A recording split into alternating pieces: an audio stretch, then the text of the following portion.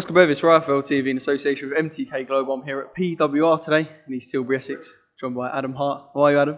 I'm alright, how are you? Yeah, not bad. Dragged you into an interview. This place, obviously, lovely looking gaff, got all the equipment and that. How important is it for the boys in here to have a place like this where they can train, and obviously going forward, it's only going to improve their performance? Yeah, 100%. They've got everything all under one roof. They've got medical, so chiropractic, physio, ice bath, Normatex, and then they've obviously got the strength conditioning room and cardio room to work in. So yeah, it's all good for them. Eerily silent in here while we're doing this as well. Is it a bit of a pain in the arse to get all this together though? Because like you said, you've got massage people, ice bath, all this equipment. Is it a bit of a pain to get all together at once? That was the problem when you're trying to get people fit and they're getting injured, and then you're dealing with nutritionists. It's unless you're working as a team, it's very hard to get it. What's the word I'm looking for? Yeah, but very hard to get it to work properly. But where it's all under one roof now, everyone's working as a team, so you haven't got a nutritionist on his own, you ain't got a strength boy working on it, you ain't got, so everyone's here, they work together. So when a fighter comes in or an athlete comes through the door, everything we're doing allows them to become the best athlete they can be. What's your specific role when it comes to this place? I'm training, I train the fighters or football players with S&C, and I just basically make sure that they're motivated and they're doing things properly. Look, when you get a career, whether it be football, boxing, rugby, whatever it may be, you've only got a short space of time, and we're letting these kids know that if they're 24, they've only got 10 years, and if they don't do things properly, they won't have that long. So yeah, we're just trying to educate kids and young fighters, young footballers, that if you don't do things properly, you don't recover right, you don't eat right, you don't train right, and you let yourself get out of shape, your career will be very short. And if you're thinking that you're going to earn a load of money, then you won't. People near might have seen you with Liam Wells before, Dennis McCann, perhaps O'Hara. Yeah. From a boxing perspective, you're sort of managing and guiding a lot of fighters as well. Are they going to be the sort of guys you're going to see through these doors, like O'Hara and them guys? Yeah, O'Hara was in yesterday. Look, we're not pushing it to any of them to come here. If they want to come here, they're more than welcome to come here. We've got 10 guys and girls going to the Olympics. We've got rugby players, footballers, and we've got a fair share of fighters coming through the UFC, Bellator, and obviously the pro fighters. So yeah, look, if they want to come here, we'd have them with open arms.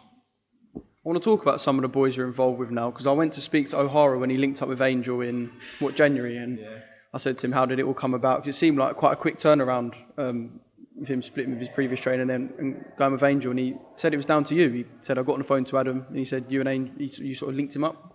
Yeah, look, my job is to advise the fighter. If they're not happy and they need to move, then we'll move them, and we'll find the best possible place for them to be. Until they're not happy, we don't get involved in moving them or say, oh, look, we don't think that trainer's good or this. It's if the boy's unhappy, then we need to go and find him a trainer. And for me, I think it's trying to find the best trainer for that person. And I remember interviewing you you and Liam together after his fight at York Hall, perhaps last April or something, and now he's out sunning it, sparring with Josh Taylor, and that obviously that's what an experience for Liam. Yeah, like it's an unbelievable experience going out there, and he's training with Josh Taylor. He's in the top 5 pound for pounds in the world at the minute, so it's a great experience and learning curve for Liam. Liam's got background in kickboxing, so obviously his boxing experience isn't where it needs to be as a professional boxer. So going out there and spending time in camp and doing rounds with Josh can only be an invaluable experience for him moving forward. And Dennis as well. I mean, he's the sort of person where, fan-wise, people are like, you can stick him in at the top now. I mean, obviously, we know it ain't that easy, and obviously time's on his side. He ain't aging, but yeah, he looks a serious talent. Yeah, he is a serious talent. Look, he's 19 years old, and the issue is what you said. He can fight any of them now, but the problem is if he goes in at world level now, he's in world level for the next 13, 14 years. Look, he needs to be taken care of in a way where he's not rushed, and the fights that he takes are the right fights at the right time. I wouldn't. Listen, Dennis could go in with anyone now, and would beat anyone out there, I believe, in England.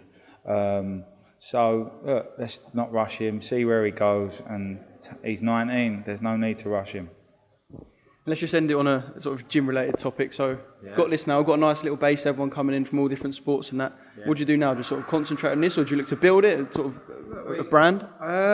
We'll see where it goes. Look, this is like for a fighter or a footballer or a rugby player. This is the place to be if you're an athlete, because you get treated like an athlete. That's what we expect out of these boys, and we'll see where it takes us. I'm happy here. Training fighters, training boys, and trying to make them the best that they can be. So we'll see where it goes. Get midlife.